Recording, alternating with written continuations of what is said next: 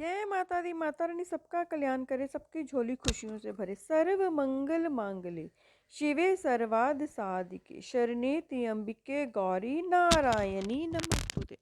आज का मेरा टॉपिक है जीभ का रस। अगर इंसान अपनी जीभ पर नियंत्रण ना रखे तो जीभ का रस न सिर्फ उसका तिरस्कार करवाता है बल्कि हंसी भी उड़वाता है। एक बूढ़ा राहगीर थककर कहीं टिकने का स्थान खोजने लगा। एक महिला ने उसे अपने बाड़े में ठहरने का स्थान बता दिया। बूढ़ा वहीं से चैन से सो गया।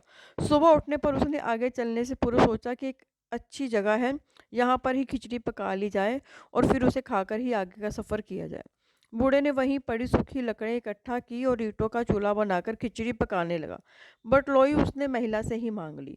बूढ़े राहगीर ने महिला का ध्यान बटाते हुए कहा, एक बात कहूँ, बाड़े का दरवाज़ा कम चौड़ा है। अगर सामने वाली मोटी भैंस मर जाए तो उसे फिर उठाकर बाहर कैसे ले जाया जाएगा। महिला को इस बात पर थोड़ी कड़वी लगी, लेकिन वह चुप रही कि बूढ़ा है, इसने थोड़ी देर में चले जाना, इसके मुंह क्या लगना। उधर चूल्हे पर चढ़ी खिचड़ी आधी ही पक पाई थी कि महिला किसी काम से बाढ़ से बाहर होकर गुजरी। इस पर बूढ़ा फिर बोला, तुम्हारे हाथों का चूड़ा बहुत कीमती लगता है। यदि तुम विधवा हो गई तो इसे तोड़ना पड़ेगा, ऐसे में बहुत नुकसान हो जाएगा।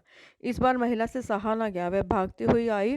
उसने बूढ़े के गमछे में से आधी पकड़ी खिचड़ी उल्ट दी और चूल्हे की आग पर पानी डाल दिया। अपनी बटलोई छीन ली और बूढ़े को धक्का देकर निकाल दिया। तब बूढ़े को अपनी भूल का एहसास हुआ। उसने माफ़ी मांगी और आगे बढ़ गया।